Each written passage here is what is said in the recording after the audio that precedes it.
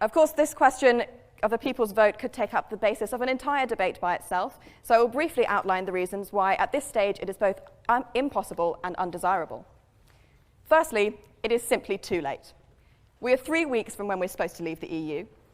For context, it took 7 months for the legislation to be passed for the 2016 Brexit referendum, plus a minimum of 12 weeks for the Electoral Commission to test the question, plus however long is needed in campaign time.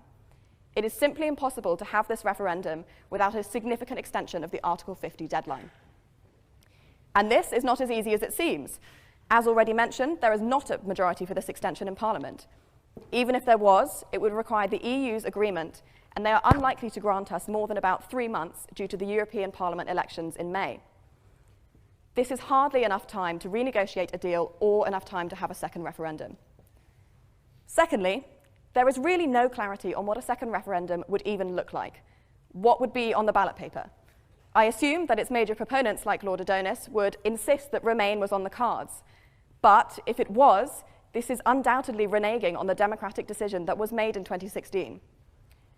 The decision of whether to leave or remain has already been put to the people, and a conclusive outcome has already been made.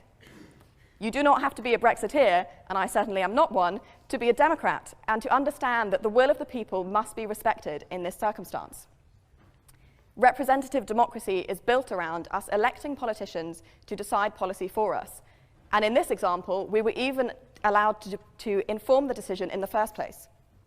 In 2015, we elected David Cameron on the promise of getting a Brexit referendum. In 2016, we decisively decided to leave. And in 2017, we re-elected Theresa May on the promise of her seeing her deal through. No, thank you.